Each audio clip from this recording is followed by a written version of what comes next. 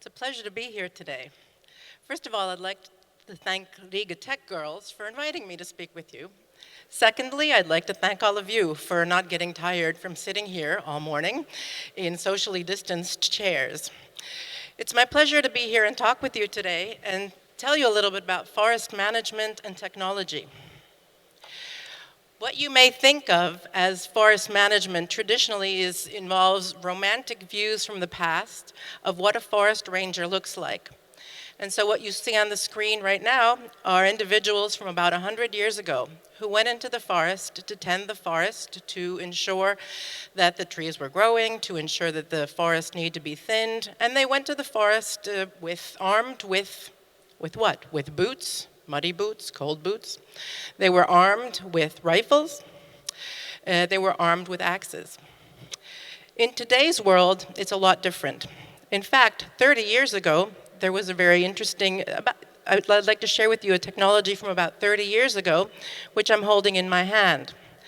Because increasingly, from 100 years ago until 30 years ago, one of the most important things forest rangers needed to manage the forest was information. This folder that I'm holding, I'm going to open in just a moment when I put down my microphone and share with you the beautiful work that was hand created by forest managers to manage the forest.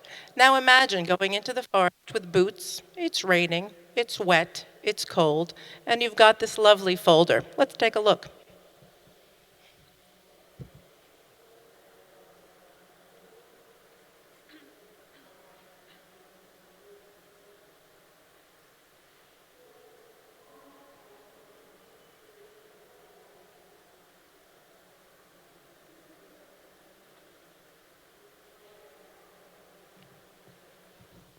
It's beautiful, but not great for the forest environment. What's interesting about this diagram, it's a map. It's a map of all of the forest compartments that are being managed by one particular forest ranger, hand-colored by different colors to indicate the types of species and ages of trees that are growing there. So that was about 30 years ago. My talk here isn't about what was 30 years ago. My talk is about what's today, and maybe a little bit about what was yesterday and tomorrow. So let me introduce Latvia's state forests to you. Latvia's state forests are an organization that manages the forests here in Latvia. And perhaps you didn't know, but half of Latvia is forested. And half of that forested land is owned or managed by Latvia's state forests, which means that every fourth step that you're taking is in fact managed by Latvia's state forests. What is our business process like? Our business process is all about planting trees, growing them, tending the forests, felling unit preparation, taking a look at which trees are old enough, big enough to be harvested, and then actually doing the cutting in the field.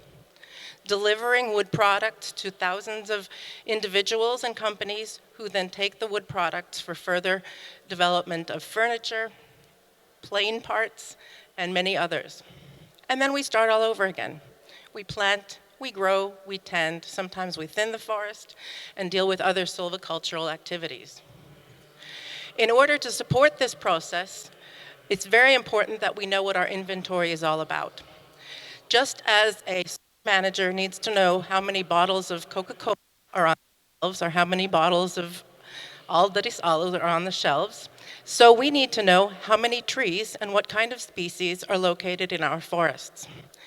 It might be a bit easier to once a year count the number of bottles of beer on the shelves in a store. It's not so easy to do that for 1.6 million hectares throughout Latvia. In order to support the entire business process in Latvijas valsts meži, we have a series of information systems and digital solutions that allow us to do our work.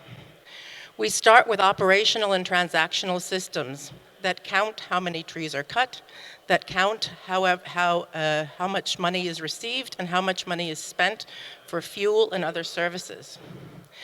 We use workforce automation tools that ensure that handoffs between individuals are done effectively and quickly. And because of COVID, any last bits of paper that we had still in existence routing amongst our staff and our service providers were eliminated very quickly in the March and April timeframe. So almost all of our paper has been transformed to digital format.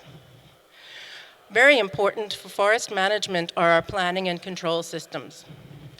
The forest development cycle is long. It takes tens of years, up to 100 years to grow pine, 60 years to grow spruce. So our planning processes are very robust and done in multiple levels, and I'll show you in just a moment how we do some of that. We use decision support systems and modeling and optimization solutions to ensure that every step we take in the field is as effective as it can possibly be. So let's take a look at what we looked like 20 years ago. 20 years ago, we trained our staff on the computers that were available at the day. And even more recently, our people were going into the forest with maps like this, making handwritten notes, filling out forms all about the forest that they were inventorying. And up until very recently, we could take a look at piles of paper like this, which represent one region's out of 8 in Latvia annual inventory paperwork for that year. We don't do it like that anymore. So as I said, we have extensive system software to help us. We have long-term planning systems that allow us to take a look 120 years into the future, optimizing the return to our owner, the Republic of Latvia, as well as the sustainability of our forests. We do 5-year planning whereby we take maps and put hexagons on the maps and take a look at which areas we're going to work in over the next 5-year period. Where are we going to improve our roads infrastructure? Where are we going to cut forests? And where are we going to plant and tend forests? We then make specific annual plans using those maps, and ultimately we do a lot of optimization solutions that allow us to identify the shortest path between the forest to our customers. Our field people work with rugged handheld devices that are much more waterproof and much more sustainable in a weather-related conditions, as opposed to those beautiful maps that we just saw that were hand-drawn. One of the newest areas that we're working with, and we currently have over 50 drones in deployment within Latvia's valsts, meži, and we use these drones as our eyes in the sky. Today, we don't have brains in the sky just yet. Our drones do not make decisions, not yet. But they allow our employees to reduce the amount of time they spend walking along ditches, ensuring that there's no beaver damage or dams blocking water flow in the ditches. So instead of walking 1 or 2 kilometers with muddy boots, our forest rangers now send drones up in the sky and follow from the sky the length of the ditch to ensure that there is no blockage in the water. We use drones also to take a look at where our various different fauna are living, where our birds are nesting, where there might be some damage made by various insects, wind, ice, and others.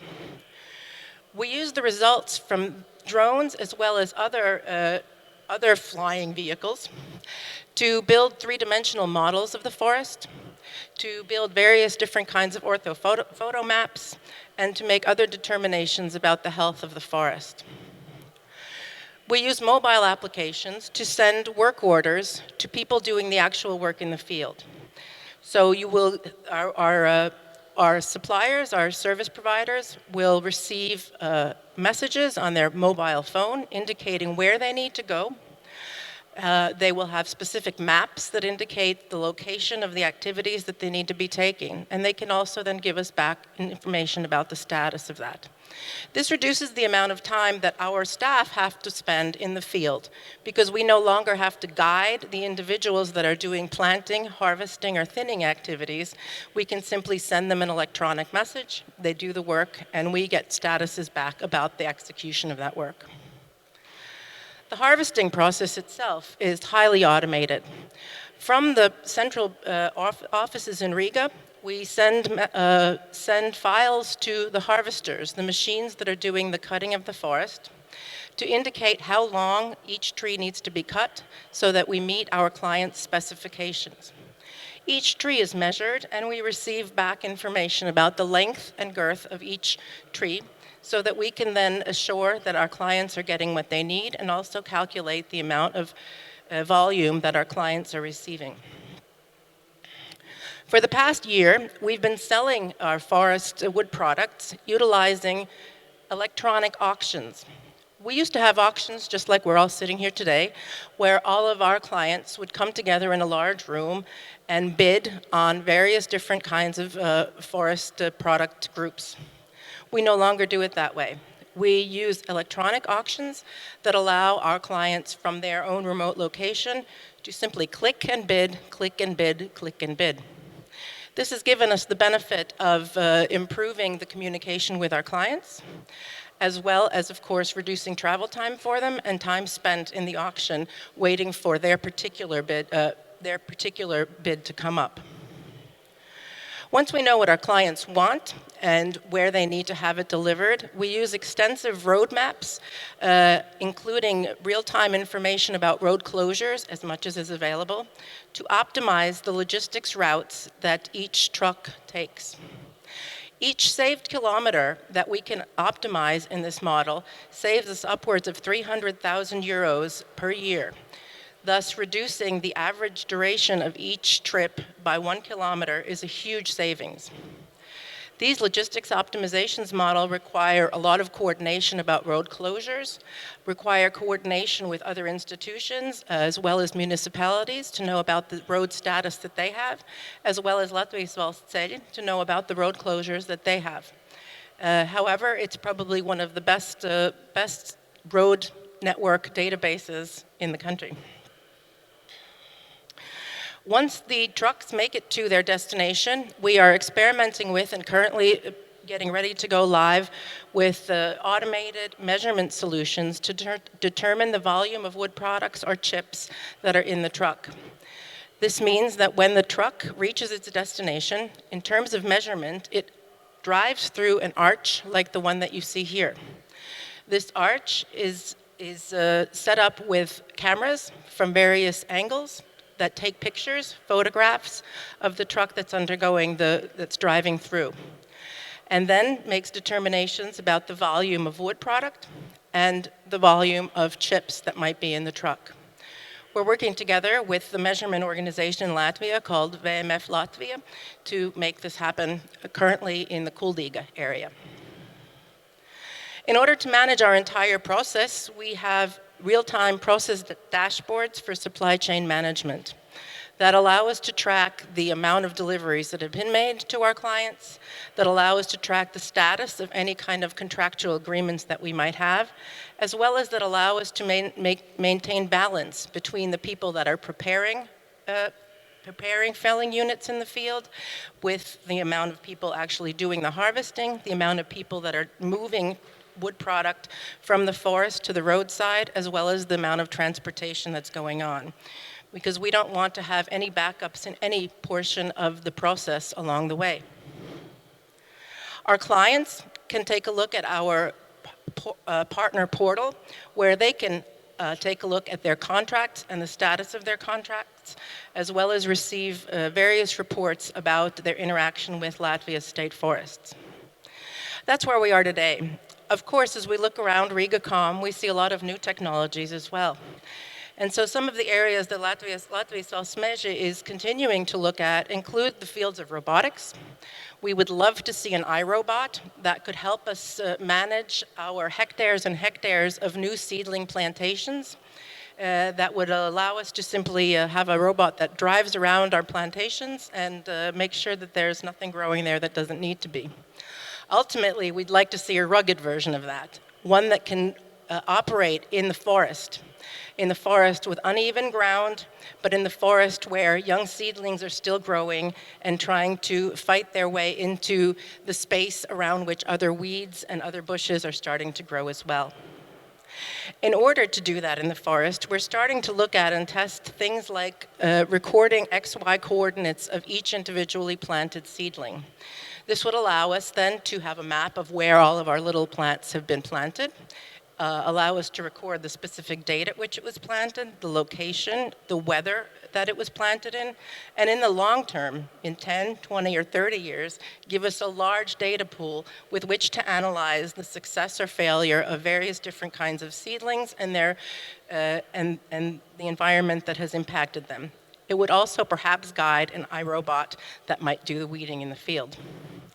Where we head from here with regard to augmented and virtual reality is unknown. Perhaps it would allow us to see the future forest with today's situation by simply taking a look through our phones at a recently planted stand to see what it might look like in 5 or 10 years. How have we organized our digital journey? This is not something that we've done in 1 year, 2 years, or 5 years. Our digital journey started in that year 2000, when those people were sitting by those big computers and learning how to use them. So what you're going to see now is a timeline, and across the top is time in 5-year increments, and I'll briefly describe each period over the last 20 years that LVM has been undergoing its digital transformation. By the way, next week is our 21st birthday. So, thank you. When we started, everything happened with Excel files, as it always does. And some smarter and tech-savvier individuals used Access and Fox Pro databases. We implemented accounting systems, document management, and forest compartment registers. Tables and tables and tables of data. And over the course of 5 years, what you'll see is some lines appearing. Those lines indicate a particular information system that we developed, that started to be developed at the period which you see on the screen. So as we moved into the next 5 or 7 year period, you can see that we added a few more systems. We added some HR systems, we added some internet web presence.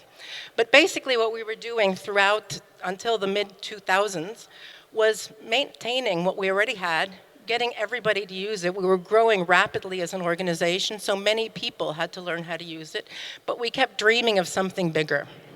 We kept writing incredibly long requirements document for the dream solution for LVM.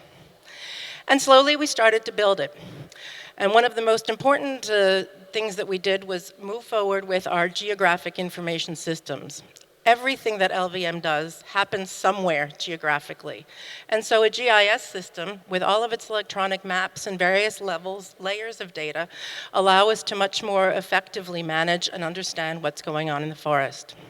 We moved to dedicated devices, whereby we had our first rugged Trimbles that our staff started to use in the forest. Separate devices from rugged laptops, but rugged devices nonetheless. Limited screen space, very difficult to use, but allowed us to practice. And we understood that more is better. You can see there's a lot more lines showing up. So everybody who had an idea said, we need to build another information system. At some point, we said, hey, we can't keep manufacturing more information systems. We need to collect data entry at the point of data, we need to collect data at the point of data entry. No, the other way around. We need to do data entry at the point of data collection. We needed to start eliminating old technologies like FoxPro. And we started to improve our web presence as well. And so what you'll see as we continue to grow is some more. You'll also see some more robust red lines. These are our strategic systems. And so if we look at where we are today, what you'll see is there are many older systems have been converged into our 3 large strategic solutions, which are our finance and accounting solution, our business intelligence solution, and our GIS and related applications. And as we move forward, we increasingly expect to move to centralized solutions that meet the needs of all of our business processes rather than individual solutions for each vertical organizational element. So what are some of the key things that allowed us to take this very long journey? Well, first of all, forest people are very patient. They have to be. And so they're also very, very relentless. I'd like to say that some of the things that were mentioned in the previous discussion apply here as well. A lot of it has to do with culture. Culture that's driven from the management team about being innovative, about being demanding, and about constantly talking about change and improvement. Change and improvement that starts, first of all, with process change, but secondly, continues with automation. Second, strategy. LVM has a long history of having very well-defined strategies about how we move forward in the organization. We also have a long history of developing our ICT strategy, a strategy that we review no less frequently than every 3 years. Is it the best strategy? Hard to say. You all who work in the ICT arena know technology changes rapidly. But what we've tried to do is stay the path, not change every year, not jump on every newest technology, be on the leading edge, not on the bleeding edge of technology. And finally, organizational culture and organizational structure. We've gone through periods where we started with a very decentralized information systems support team, where every vertical unit had its own IT development people who are creating their own Excels, their own FoxPro databases. This led to a lot of duplication of data. This led to a lot of conflict and inability to merge data from various different sources across the entire organization. And so some years ago, we centralized our entire ICT operation. In fact, not only did we centralize it, but we also hooked it up with our business process effectivity people, as well as our R&D people. May sound unusual. Why would ICT people be in one organizational unit with our R&D folks? Our R&D folks are doing things like working with researchers on climate change, on determining how quickly trees grow, on determining what kind of CO2 emissions the forest emits. Well, the reason that they're all under one roof is because the work that our researchers are doing directly impacts our models that we use to, for example, project the future forest. So we need to know how quickly the trees are growing, what kind of algorithms the researchers have determined. Secondly, we have a very decentralized element to our organizational structure. This means that it's not just the ICT team that's doing development within our organization. In fact, for all of those horizontal lines that you saw, the red and black ones, there's at least one, if not several, primary user within the business unit that actually supports the development of the information system. They're responsible for training the people within their business unit, for identifying new change requests, for dreaming up visions for other future changes. And so if we take a look at the color-coded scheme on the screen, we see orange, that's the business people. And they are doing things like, they're the process owners, they're managing the business, and the business process effectivity people, thinking about how we can improve things. The yellow boxes are our analysts. And by the way, as far as RTG goes, most of our systems analysts are women. I don't know why that is. The green block is our development block. While we do have internal programmers, they are programmers that are focused only on one of our strategic systems, which is our GIS. You may have heard of LVM Geo. That's our commercially available software that's also available as an application for any of you to download, whether it's iOS or Android based, and to utilize that for maps and following along where you are in Latvia. But we also use that application for managing all of our service providers. Now, what's important here is that we also outsource a lot of our programming, testing, and architecture work. So the green box is primarily centrally managed, but with a lot of support from people outside the organization. The blue area is our support organization, our IT admins, our security folks, as well as many of our primary users within the business units. How many people is that? We have about 50 primary users throughout the organization. These are not IT people, these are business people responsible for the change management around and the quality management around all of our information systems. It makes for a very dynamic organization that is quickly responsive to the requirement changes that happen within the business. The gray area, it's the gray area, it's management. So those are the people that make sure that everything's moving forward the way it has to. Why has LVM invested, I dare say, millions of euros over the course of the last 20 years to ensure that we are a digital organization, and we continue to be one. We can talk about competitive advantage, which may sound funny in an environment where LVM is one of the dominating players in forest management in Latvia. But competitive advantage for LVM doesn't mean competitive advantage in Latvia. It means competitive advantage in Baltics, in Scandinavia, in Western Europe, in the UK. Increasing complexity of our business must be supported by ICT solutions and digitalization. The migration of people from the regions to cities, to Riga, means that we have fewer and fewer people that we can hire regionally, which means that we also have to ensure that we can manage the forest increasingly centrally, increasingly reducing the amount of kilometers, meters that our staff makes in the forest. Staff retention, as our generation changes, is also critical. We want new hires that are digitally smart, that are digitally educated, that know about new technologies, and that understand that LVM is not just a muddy boots organization, but is a future-looking organization.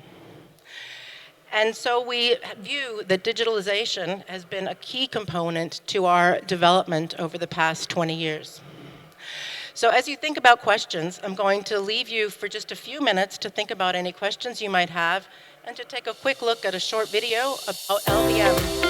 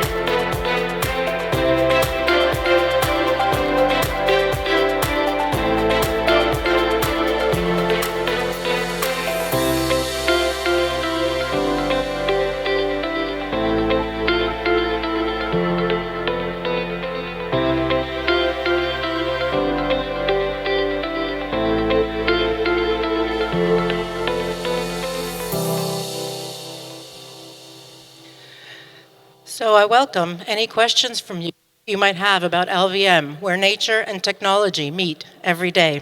Yeah, question.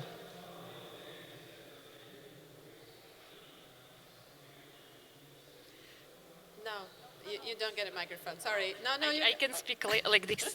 First of all, thank you very much for a very inspiring presentation, and I'm super impressed about the level of digitalization in Latvia's valsts meži, and super proud that we have it on the country level. So thank you. My question would be, what is the percentage of the development team and the IT team in your organization? You mentioned that you have in-house and you have outsourced, so what is the proportion? So in-house, we have our GIS team. Our GIS team currently consists of about 30 people, programmers and consultants. While they work primarily for LVM, many of them also work for external clients, other forest management companies within Latvia, as well as other infrastructure management companies within Latvia. Our client base has increased to about 20 people. So those are about 30 people: consultants, testers, architects, programmers. In addition, there are about 25 people working on the other systems in terms of individuals, and those are primarily project managers and systems analysts, as well as security and IT administration people. And they work primarily with outsourced solutions, so we have many vendors that we work with on a short-term as well as a long-term basis. And the kinds of things that we're pretty much outsourcing are primarily programming, development, configuration work, as well as testing. And so we really run the project together with our partners. Okay, thanks for your question. Are there any other questions? You can ask the question, I'll repeat it, because we don't share the mic for security reasons.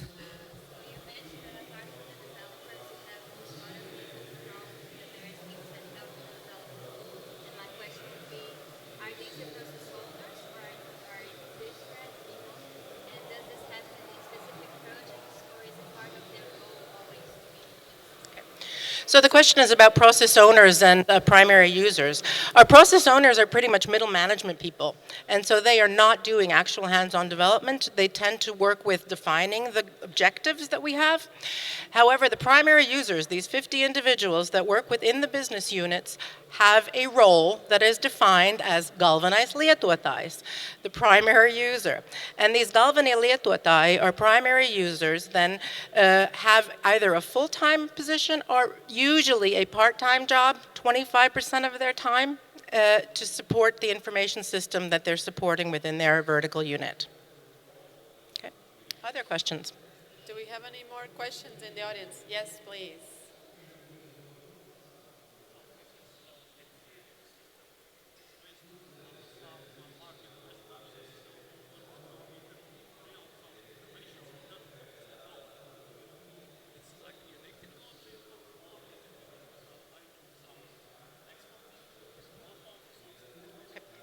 So the question is about unique technology as opposed to adapting existing commercially available software.